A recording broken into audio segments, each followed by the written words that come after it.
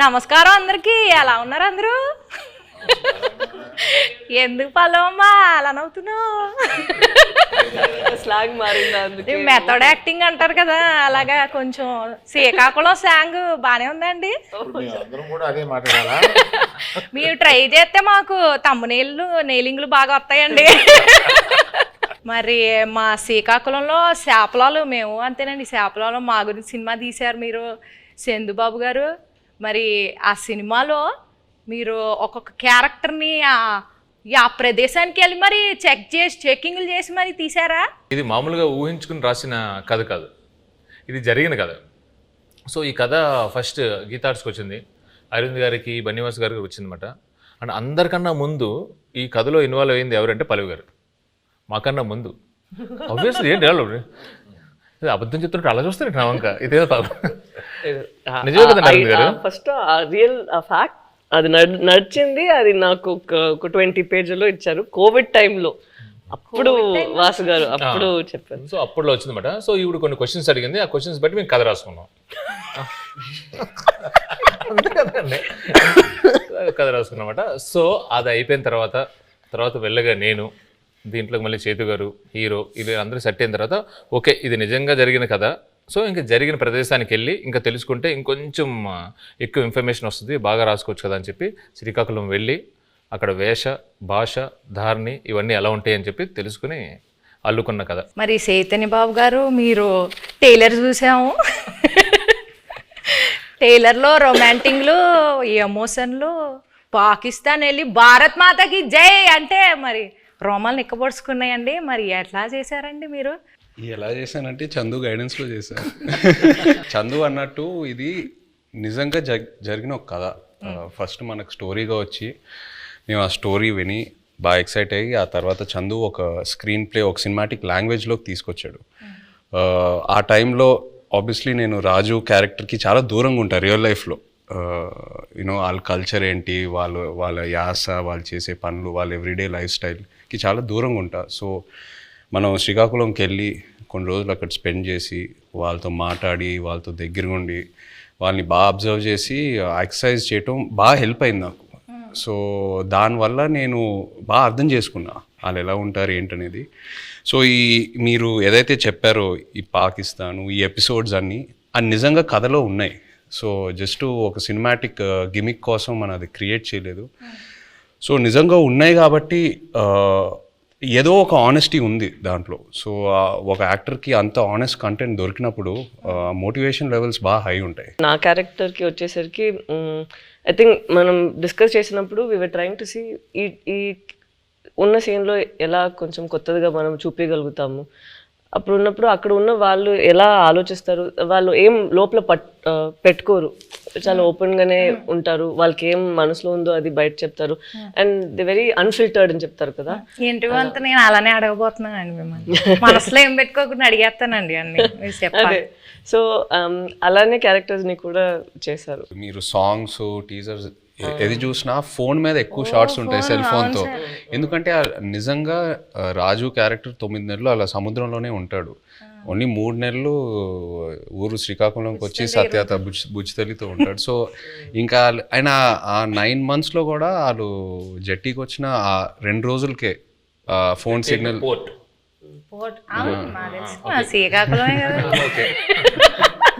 జట్టీకి వచ్చి ఆ 2 రోజులే ఫోన్ సిగ్నల్ ఉంటుంది. సో ఇవన్నీ నేను నిజంగా అక్కడికి వెళ్ళి వాళ్ళ ఎక్స్పీరియన్సెస్ విన్నప్పుడు ఎలా ఉంటారు అబ్బాయిలు అసలు ఇద్దరు ఇంత ప్రేమించుకొని పెళ్లి చేసుకొని ఇంత డిస్టెన్స్తో ఎలా మేనేజ్ చేస్తారు, ఎలా ఉంటారు అనేది అది చాలా చాలా పోయిటిక్గా అనిపించింది వాళ్ళ స్టోరీస్ విన్నప్పుడు.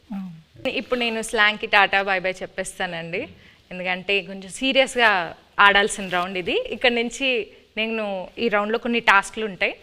సో ఫస్ట్ రౌండ్ ఏంటంటే నెట్ రౌండ్, వల గురించి. Second round campus round, boat round, tsunami round, anchor round, ఇలా 5 రౌండ్స్ ఉన్నాయండి. ఓకే, నెట్ రౌండ్ వల రౌండ్ అంటే మీ సినిమాకి రిలేటెడ్ ఎలిమెంట్స్తోనే మేము రౌండ్స్ క్రియేట్ చేసాం. సో ఫస్ట్ ఒక పెళ్లి చేయాలంటే 1000 అబద్ధాలు ఆడి పెళ్లి చేయాలంటారు. సినిమా తీయాలంటే కనీసం 100 అబద్ధాలైనా ఆడాలి కదా. సో అలా మీరు ఏ సిచ్యువేషన్లో ఎవరికి వలేశారు, ఎలా అబద్ధాలు ఆడి, అబద్ధాలు అంటే అబద్ధాలు కాదు, ఎలా మీ దారికి తెచ్చుకున్నారు సిచ్యువేషన్ని అని చెప్పేసి ఇది ఒక టాస్క్ అండి. So let start the net round. Movie 1.5 years అయింది కదండి, ఆల్మోస్ట్ చాలా డేట్స్ రిక్వైర్మెంట్ ఉంటుంది కదా. సో మీరు హీరో హీరోయిన్ గారి డేట్స్ని ఎలా వలేసి తీసుకున్నారు అనేది క్వశ్చన్. కొన్ని వలలు ఎలా ఉంటాయంటే నిజం చెప్పి సరెండర్ అవడంలో వాళ్ళకి వల క్రియేట్ అవుతుందని అలాగే తెలియదు. చైతన్య గారి దగ్గరికి వెళ్ళి ఈ సినిమా మామూలుగా మీరు చేసే ఇతర సినిమాలకు కాదు, దీని చాలా టైం పడుద్ది, దీని ఎండ్ డేట్ ఎప్పుడు అని అడగకూడదు, దీనికి గడ్డం పెంచాలి, మేము చెప్పే వరకు మీరు ఆ గడ్డం తీయకూడదు, మాకు బేసిక్గా మీ క్యారెక్టర్లో చాలా బాగుంటారు కానీ ఈ 2 కండిషన్లకు మీరు ఒప్పుకుంటారా లేదా అని డౌట్ ఉండి మా వాళ్ళు ఎవరు మాట్లాడకుండా నన్ను ముందుకు తోశారు, అందుకు నేను వచ్చాను మీ దగ్గరికి అని అన్నాను. అసలు అరవింద్ గారు ఇంత ఇంట్రెస్ట్గా ఇలాగ అసలు నన్ను ఎండ్ డేట్ కూడా అడగకంటే అసలు చాలా బడ్జెట్ పెట్టుకుని చాలా బాగా తీయాలనుకుంటున్నారు అన్న ఇంప్రెషన్లో పడిపోయాడా నా వల్ల అనేది నాకు అర్థమైంది. వెంటనే వల్ల పడిపోయారండి. పడిపోయాడు. మరి పల్లవి గారు? పల్లవిని వల్ల వేసింది డైరెక్టర్ గారు వాసు గారు. ఓకే. పడిపోయిన తర్వాత మా ఆఫీస్కి వచ్చారు, అప్పుడు నేను వలలో పట్టుకున్నాను. హీరో హీరోయిన్ గారికి ప్రొడ్యూసర్ గారికి ఎలా ఈ స్టోరీ చెప్పి కన్విన్స్ చేయడానికి ఎలా వలేసారు? అంటే ఇది స్టోరీ నాకు అటు నుంచి వచ్చిందేనండి. ఓకే. స్టోరీ అటు నుంచి వచ్చింది. మేము మల్టిపుల్ స్టోరీస్ గురించి మాట్లాడుకుంటున్నప్పుడు ఈ స్టోరీ బాగుంది అని చెప్పి నేనే అడిగాను. సో అలా వచ్చింది. అండ్ నాకును ఈయనకి చదువు గారికి ఎప్పటి నుంచో లాంగ్ టర్మ్ నుంచి ఉంది, ఇది బాగుంటుంది అని చెప్పి మేము డిస్కస్ చేసుకుని ఎస్ ఇది మేము చేస్తున్నామని వచ్చింది. ఇప్పుడు వాళ్ళ కాన్సెప్ట్ ఏంటంటే సరే అంటే అరవింద్ గారు ఇప్పుడు నాకు చెన్నై పంపించారన్నమాట. వెయ్యమ్మ వలే వలే ఒక చేపను పెట్టండి, కానీ వలేసిన తర్వాత తెలిసింది అది చేప కాదు తిమింగలం అనండి. పల్లవి గారు మీరు చెప్పలేదు? నాకు వల్ల ఏం లేదు, వలే లేదు, అందరికి తెలుసు ఇక్కడ ఉన్న వాళ్ళకి వల్ల ఏం లేదు. పల్లవి వలలోనే ఉన్నాం. So next round boat round అండి. ఈ రౌండ్కి తండేల్ అంటే క్యాప్టెన్ కదా, సో అరవింద్ సార్ ఈ రౌండ్కి కెప్టెన్ సార్, మీరే ఈ బోట్ని నడిపే కెప్టెన్. మిగతా క్రూ మెంబర్స్ సార్, వాళ్ళని అడిగిన క్వశ్చన్స్కి వాళ్ళు ఎలా సమాధానం చెప్తున్నారో మీరు మార్క్స్ వేయాలి sir. Sir Aravind sir, cinema beginning నుంచి ఎండింగ్ లోపల మీరు ఏదైనా ఫేస్ చేసిన బిగ్గెస్ట్ స్టామ్ ఉందా? అదేంటి? బిగినింగ్ నుంచి ఎండ్ వరకు ఒకే స్టామ్ ఉందమ్మా, బడ్జెట్. అదే పెద్ద స్టామ్. ఈ స్టామ్లో నేను మామూలుగా సీలో మామూలుగా వెళ్ళిపోయి సరదాగా వచ్చి బడ్జెట్లో అనుకున్నాం, కుదరలేదు. మధ్యలో స్టామ్ వచ్చి బడ్జెట్ పెరిగింది. షూటింగ్లో ఎలాంటి ఛాలెంజెస్ ఎదుర్కొన్నారు? దీనికి రెక్కి చేసేటప్పుడు ఒకసారి సముద్రంలో పడిపోయింది మా పడవ. ఆల్మోస్ట్ ఒక కింద అంటారు కింద రాక్ ఉంటుందని మాకు తెలియలేదు. సో టప్పని ఇరుక్కుపోయి పడవ సగం ఇరిగిపోయి ఇలా అయిపోతుంది అన్నమాట. సో ఆబ్వియస్లీ మాకు స్విమ్మింగ్ రాదు, ఏమీ రాదు. నాకు ఎందుకో నిజంగా తెలియదండి, నాకు అప్పుడు కూడా భయం వేయలేదు. జారిపోతున్నారు, టైటానిక్లో జారిపోయినట్టు జుమ్ జుమ్ అని జారిపోతున్నారు. అసలు మీకు దేనికి భయం వేస్తుందండి? మీకు భయం అనేది లేదు కదా అసలు. అది చెప్ప మా వైఫ్ అంటే భయం అంటండి, అది ఆబ్వియస్లీ భయపడాలండి. సో సాయి పల్లవి గారు, సో మిమ్మల్ని బాగా కష్టపెట్టిన సీన్ కానీ డాన్స్ సీక్వెన్స్ కానీ ఏమైనా ఉందా? చెప్పండి. అవన్నీ ఉండవు. జూజీబీ నెక్స్ట్ లేదు, అట్లేం లేదు. కరెక్ట్గా అది ఎగ్జిక్యూట్ చేయాలి, కరెక్ట్గా మనం యాక్ట్ చేయాలి అనే ఆ ప్రెషర్ ఉంటుంది కదా, అంతే ఉంది. అండ్ తను చెప్పినట్టు చాలా కూల్ డైరెక్టర్గా ఉన్నారా. సో ఎప్పుడైనా చాలా భయం వచ్చింది ఈ సీన్ ఎలా చేయబోతున్నాం అంటే నేను చూసుకుంటాము అలా ఉంటారా, అదే నాకు పెద్ద భయం. ఏంటి ఇంత కూల్గా ఉన్నారు అలా అయిపోయి. ఈ బోట్లో ఎనర్జీ తగ్గినప్పుడు, అంటే ఈ బోట్ ప్రయాణం అంటే మూవీ ప్రయాణంలో ఎనర్జీ తగ్గిపోయినప్పుడు మీరు ఎలా మీ కో యాక్టర్స్ని కానీ మీ టీంని ఎలా మోటివేట్ చేసేవాళ్ళు? ప్రతి ఎపిసోడ్ ఈ సినిమాలో చాలా పెద్ద ఎపిసోడ్. పాపం అరవింద్ గారికి ఆయనకి బాగా ఆయన హీట్ మ్యాక్సిమం ఆయనే ఫేస్ చేశారు. కానీ మాకు ప్రతి ఎపిసోడ్ ఒక ఛాలెంజింగ్ ఎపిసోడే. అండ్ సముద్రంలో చాలా వరకు షూటింగ్ చేసాం ఈ సినిమా. అండ్ సముద్రంలో చేయటం not at all easy. So షెడ్యూల్కి కొంచెం గ్యాప్స్ ఎక్కువ తీసుకునేవాళ్ళం.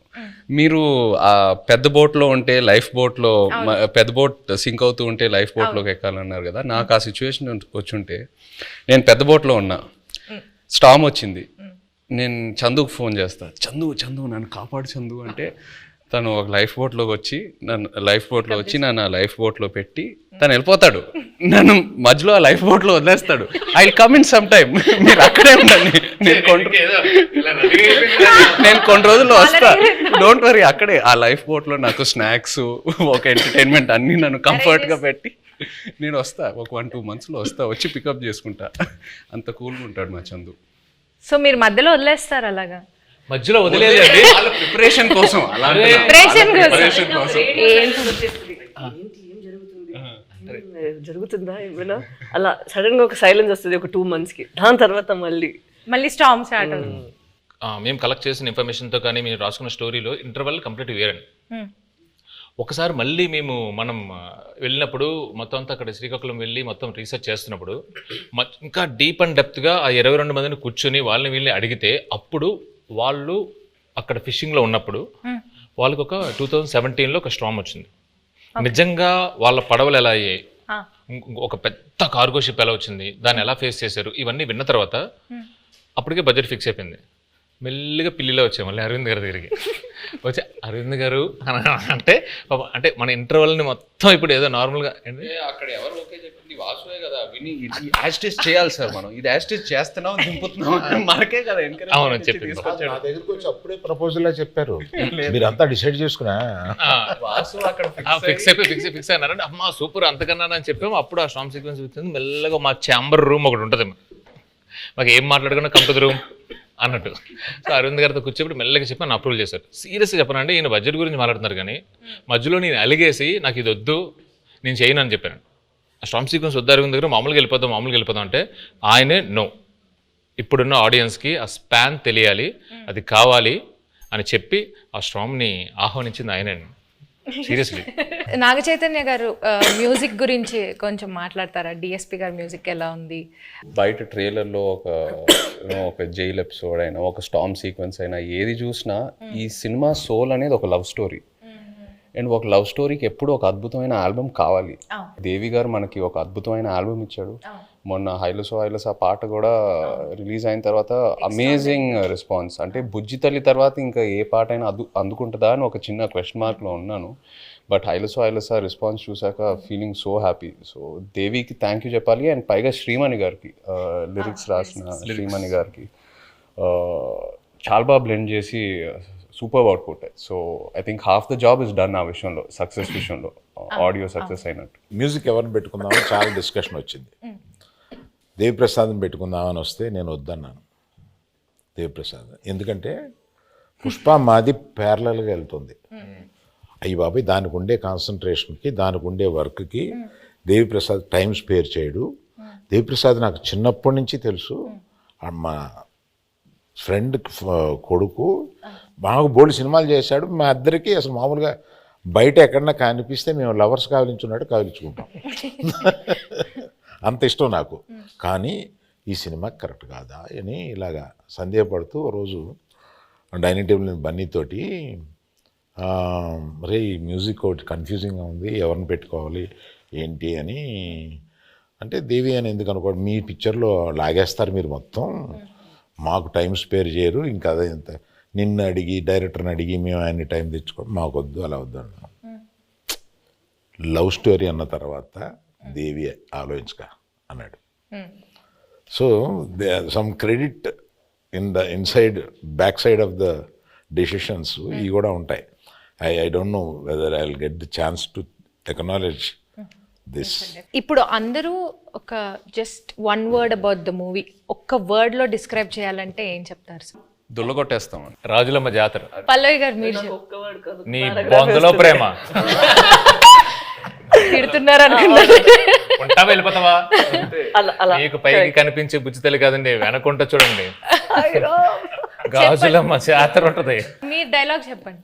అదే డైలాగ్ చెప్పండి, మీరు చెప్పండి. మీ బొందులో ప్రేమ, మీ బొందులో ప్రేమ. Thank you sir. మీరు వన్ వర్డ్ లో ఎలా డిస్క్రైబ్ చేస్తారు? I'm confident it will become another feather in Geetha's cap. ఒక్కసారి వెనక్కి తిరిగి మూవీ జర్నీని చూసుకుంటే కనుక మీరు మర్చిపోలేని మెమరీ ఏదైనా ఉందా? Starting with Aravind sir. Chaitu నాకు తెలుసు, చైతుతోటి నా ప్రయాణం ఉంది. చేతు అంటే ఎటువంటి వాడు ఏంటి, మా ఇద్దరికి ఒక కనెక్ట్ ఉంది. నాకు సాయి పల్లవి అంటే చాలా ఇష్టం.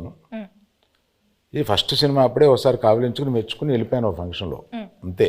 తర్వాత నాకు కనెక్ట్ లేదు. ఫిదాలో తర్వాత లేదు. తర్వాత దగ్గరికి వచ్చి చేసిన తర్వాత నేను మామూలుగా నేను చాలా ప్రేమించేశాను అమ్మాయిని. నాకు పర్సనల్గా చాలా క్లోజ్ అయిపోయింది. పట్టుకుని నేను నా కూతురు లాంటి దానివి అన్న ఒక ఎమోషన్ తీసుకురాగలిగింది నా దగ్గర నుంచి. She's that transparent. అమ్మాయి మ్యాక్సిమం నాకు బాగా నచ్చింది ఏంటంటే grey is very less, which is not common. She's more black and white. Thank you. మర్చిపోలేని memory my relationship with Sai Pallavi. మీరు చెప్పండి విజయ్ గారు. నాకు ఈ సినిమాయే ఒక జర్నీ నిజంగా చెప్పాలంటే. ఈయన వెరీ పాజిటివ్. అంటే అందరం జోకింగ్గా మాట్లాడుకుంటాము, 1.5 years షూట్ చేసాము అది ఇది అని. బట్ వెరీ రేర్లీ మనకి ఇలాంటి సబ్జెక్ట్స్ దొరుకుతాయి. ఒక కొన్ని రియల్ ఇన్సిడెంట్స్ బేస్ చేసుకొని ఇన్స్పైర్ అయ్యి హ్యూమానిటీ మీద కొన్ని సబ్జెక్ట్స్. అంటే నాకు లవ్ స్టోరీస్ అంటే బాగా ఇష్టం. బట్ ఈ సినిమాలో ఏంటంటే ఒక కపుల్ మధ్యన ఉన్న ప్రేమ అది ఆనెస్ట్గా ఉంటే ఎంత దూరం వరకైనా వెళ్ళొచ్చని, ఏ ఛాలెంజ్ అయినా ఫేస్ చేయగలుగుతాము. ద పవర్ ఆఫ్ లవ్ ఈ సినిమాలో బాగా హైలైట్ అవుద్ది. అండ్ లవ్ అనేది జస్ట్ హ్యాపీనెస్సే కాదు, లవ్లో పెయిన్ కూడా ఉంటుంది. అండ్ ఈ సినిమాలో అది బాగా ఎక్స్ప్లోర్ చేసాం. పుట్టింగ్ దట్ అసైడ్, ఈ 1.5 years ఈ ట్రావెల్ అంటే మా టీంతో, అరవింద్ గారితో, పల్లవి గారితో, చందుతో అందరితో ట్రావెల్ చేస్తూ ఇంకా ఒక 1 month షూటింగ్ పెడితే నేను హ్యాపీగా వస్తాను. అందరూ కొడతారు కానీ బట్ అంత అంటే ఇంకా చేయాలని కొన్ని సినిమాలకి అలా అనిపిస్తూ ఉంటుంది. ఎక్కడ సమ్మర్లో రిలీజ్ చేద్దామన్నారు. ఒకసారి క్లాస్ అయిపోయింది.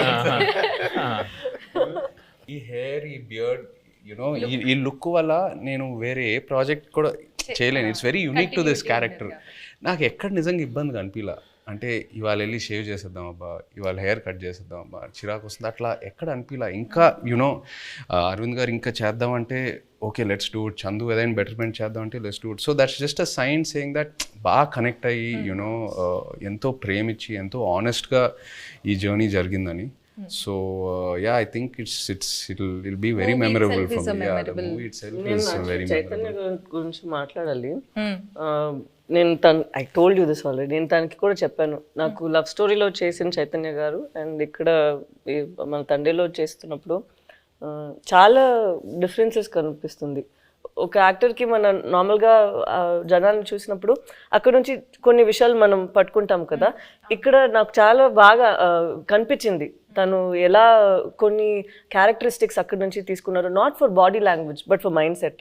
ఎలా వాళ్ళు ఆ మైండ్ సెట్ ఉంటే మనకి అప్పుడు యాటిట్యూడ్ కూడా వస్తుంది. అది మాట్లాడినప్పుడు not the Masih once but at least for the ప్రేమతో మాట్లాడినప్పుడు, లేదంటే తన కోపాన్ని లోపల పెట్టినప్పుడు. అండ్ ఎస్పెషలీ ఒక సీన్ తను ఆ ప్రిజన్లో ఉన్న ఒక సీన్ ఉందా, నాకు ఫస్ట్ వాళ్ళు అది షూట్ చేశారు, దాని తర్వాత నా సీన్ షూట్ చేశారా, కరెక్ట్ కదా. నేను అది చూసిన తర్వాత తనకి చెప్పాను, మనకి ఉన్న స్క్రిప్ట్ తన చేసిన పర్ఫార్మెన్స్కి మనం ఇది చేస్తే అది కొంచెం తగ్గిపోతుంది. సో మనం ఇది ఇంకా కొంచెం లేపేద్దాం, లేదంటే it wouldn't be equal to his performance that he's done over there అనేది ఆ దేవుడు. మేము ఎంతో ఒక సీక్వెన్స్ చేసాం. ఆ సీక్వెన్స్ కి ముందు ఈవిడ ఒక సీక్వెన్స్ ఉంది. సో అది చూసి అది ఏదైతే సీన్ ఉందో ఇది సరిపోదు టు మ్యాచ్ దట్ సీన్.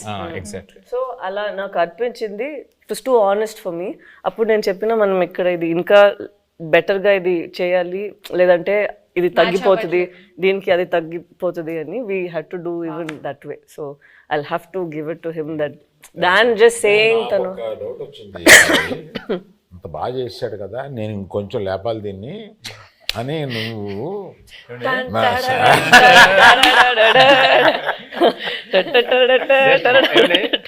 ఇక్కడ సరదాగా మాట్లాడుకున్నా.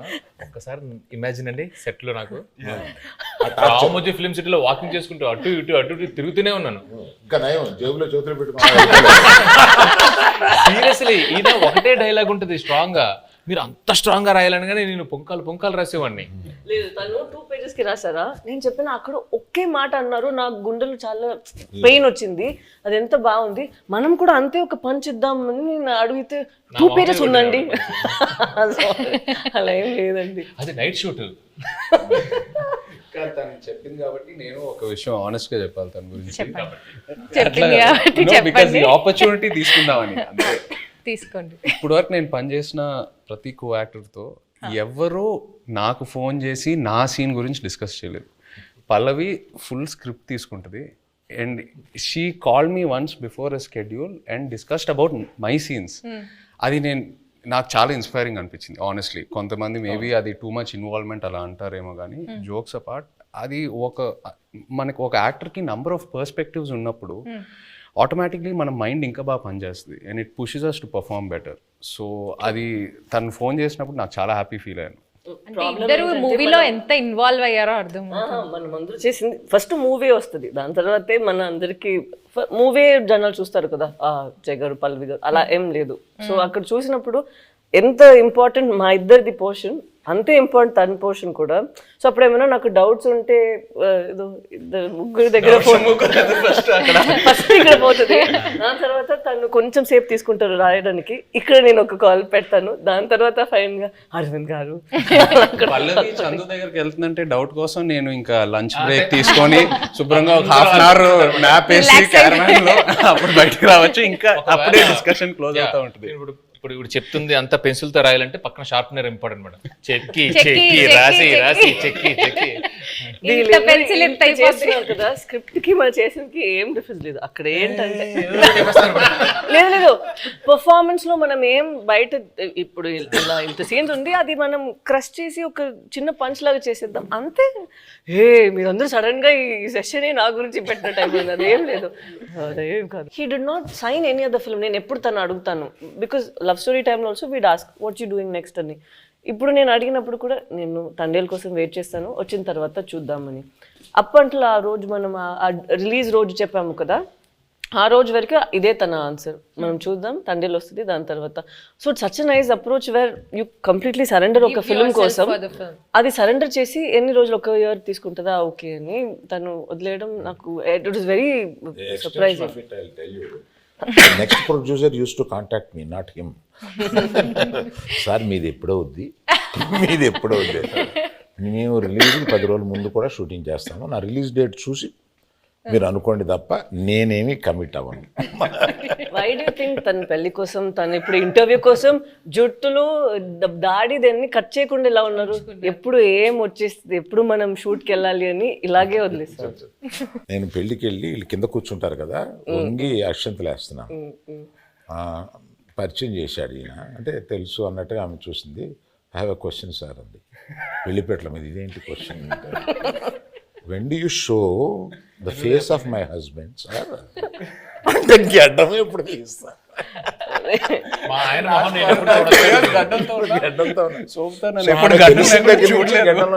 గడ్డం లేకుండా భర్తను చూడాలనే కోరిక అది నా చేతిలో లేదని చెప్పుంటాడు ఈయన. నేను కనపడగానే ఫస్ట్ క్వశ్చన్ ఆమె అదే సార్. మీరేం ఆన్సర్ ఇచ్చారు?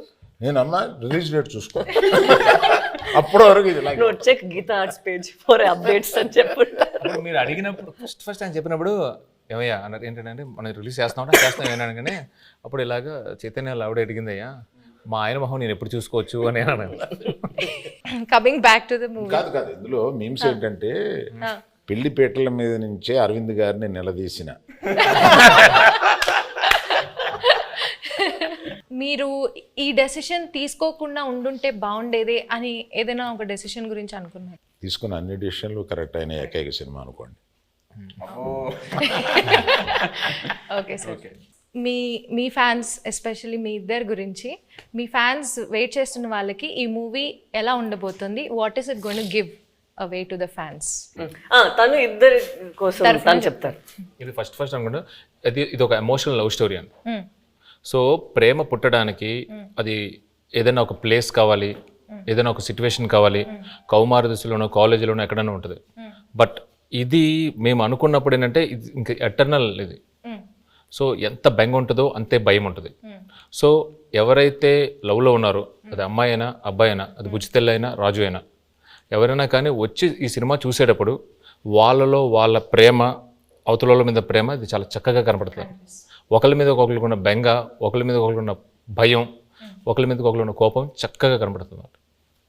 వాళ్ళని వాళ్ళు చూసుకోవచ్చు. Yes, it's a- ప్రేమికులందరూ వాళ్ళని వాళ్ళు fantastic emotional love story. Right. ఎలాంటి కాన్ఫ్లిక్ట్ వచ్చినా కానీ, ఏం వచ్చినా కానీ ప్రేమ అయితే మాత్రం దూరం అవుదండి. ఇట్ జస్ట్ ప్రేమ చావులేదు. ఎస్.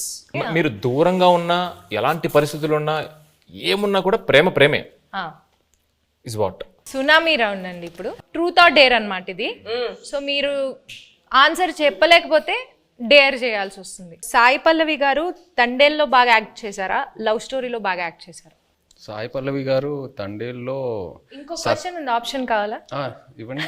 మల్టీ స్టారర్ మూవీలో యాక్ట్ చేయాలంటే అల్లు అర్జున్ గారితో చేస్తారా, అక్కినేని అఖిల్ గారితో చేస్తారా?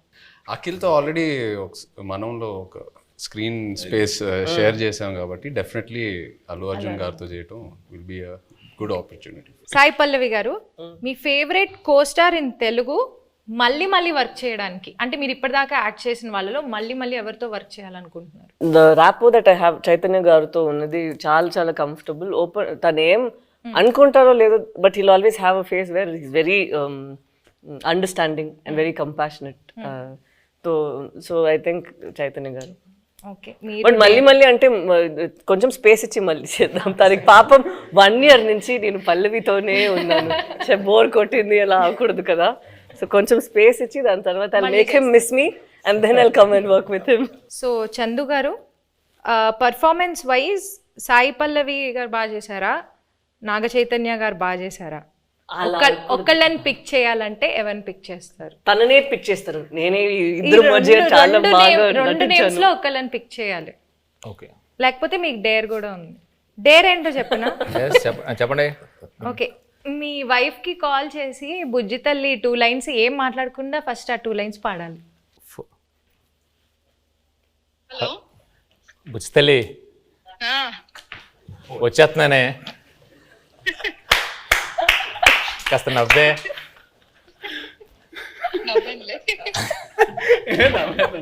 How sweet, సుజాత గారు, we miss you. Hi అండి.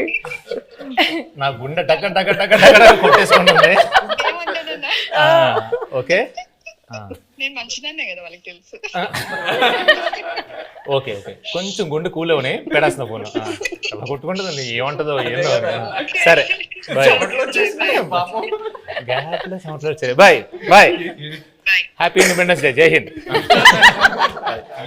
గ్రేట్ గ్రేట్ గ్రేట్ అది డేర్ చూసారా, గ్రేట్ అండి. ఎస్. సో అరవింద్ సార్, నీ క్వశ్చన్ నాకు అర్థమైపోయింది. నీ క్వశ్చనే నాకు అర్థమైపోయింది. ఏంటి సార్? నేను డేర్కి వెళ్ళడం బెటర్. సార్ క్వశ్చన్ అడగమంటారా, డైరెక్ట్ డేర్ చేస్తారా? ఓకే, ఇప్పుడు పుష్ప 2 అండ్ తండేలు ఒకసారి రిలీజ్ అవ్వాల, బట్ ఒకవేళ అయ్యి ఉంటే మీరు ఫస్ట్ ఏ సినిమా చూడడానికి వెళ్తారు? అందుకనే డేర్ అన్నా. మీ లాస్ట్ 3 గూగుల్ సర్చ్ హిస్టరీ చూపించు. Claude AI. ఏంటి సార్? క్లాడ్ ఏఐ అంటే ఏఐలో కొత్త ఇంజన్ Oh వచ్చింది. my God, సో ఆ క్లాడ్ ఏఐలోకి వెళ్ళి ఏదో ఎతికాను అనమాట. ఓకే. అది first. Vande Mataram express between Jammu and Kashmir, how long it takes? ఇప్పుడు కొత్తగా వేస్తారు కదండి బ్రిడ్జ్. నిన్న వేశారు కదా. Distance between Vaishno Devi Katra and Jammu. ఓ మిగతా డిలీట్ చేస్తారండి. యాజ్ ఇట్ ఈస్ ఇది తీసుకోవచ్చు. అంటే డిలీట్ చేస్తే అవే ఉంటాయి కదండి. లేదు, ఇప్పుడే నా చేతికి వచ్చింది కదా, స్క్రీన్ షాట్ తీసుకోమని ఇవ్వమనా. నెక్స్ట్ చదవండి, అది హైలైట్. నేను అందులో డ్యాన్స్ బాగా చేసావు అని అంటుంటే నాకు అప్పటికి రాలా, ఇంకా క్లిప్ రాలా. ఆ క్లిప్ కోసం ఎతికాను Allu Aravind dance. Sir Aravind sir, మీకు ఒక చిన్న ప్రశ్న సార్. ఇప్పటిదాకా గీతా ఆర్ట్స్లో ప్రొడ్యూసర్ నేమ్లో మీ పేరు ఉంటుంది, బట్ ఈ సినిమాకి బన్నీవాస్ గారి నేమ్ ప్రొడ్యూసర్గా పడి మీది సమర్పించులో వస్తుంది కదా, దీని వెనకాల ఉన్న రీజన్ ఏంటి?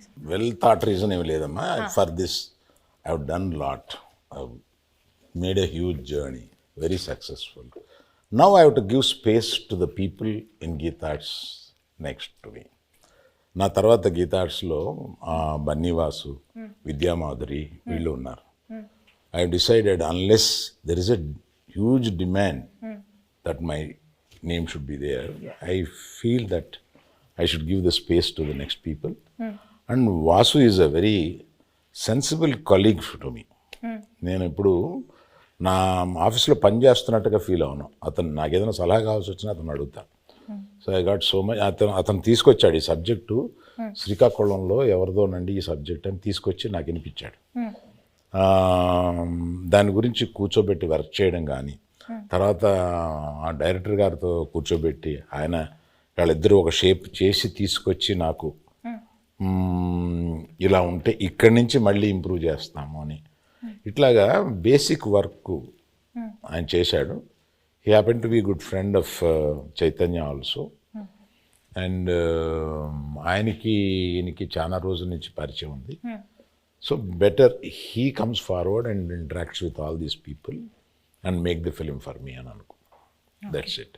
And he is a partner also in this film. Anchor round అంటే తెలుగులో లంగర్ అంటారు కదా, సో లంగర్ రౌండ్. బట్ యాంకర్ అంటే నేను కూడా ఇవాళ యాంకరే కాబట్టి నాకు తగ్గట్లుగా కొన్ని క్వశ్చన్స్ అడుగుదాం అనుకుంటున్నాను. సో మీ టీంలో ఒకళ్ళ గురించి ఒకళ్ళకి ఎంతవరకు తెలుసు అనే ఒక చిన్న ఎలిమెంట్ని బేస్ చేసుకొని క్వశ్చన్స్ ఉంటాయి. సో ఫస్ట్ చందు గారు, చేయి గారి ఫస్ట్ ఫిల్మ్ రిలీజ్ డేట్ ఏంటి? September 2nd, 2009. వావ్, వరుస పెట్టి అన్ని చెప్పేస్తా. Wow, okay. ఈ ప్రశ్న లీక్లే ఉంది. గూగుల్ సరే సరే, ఇప్పుడు నేను నాగార్జున గారికి ఈ వరుస పెట్టి చెప్పేయమంటారా? టక్క టక్క టక్క టక్క కోపం రాదా? లీక్ అంట, లీక్ అది ఎంత తప్ప అండి. ఫస్ట్ ర్యాంక్ స్టూడెంట్ ని కాపీ కొట్టి పాస్ అయ్యంటే ఎంత బాధ వేస్తుంది. అల్లు అరవింద్ సార్, నాగ చైతన్య గారి బర్త్ డేట్ గుర్తుందా? తెలియదు అనుకుని అడుగుతున్నావు కదా. తెలుసు, 23rd November. Hey come on. Great sir, great. Naga Chaitanya garu, Geetha Arts Akkineni ఫ్యామిలీతో ఎవరితో ఫస్ట్ మూవీ చేశారు అండ్ ఆ మూవీ పేరేంటి? తాతగారితో చేశారు ఫస్ట్ మూవీ ఫ్యామిలీలో, మెకానికల్.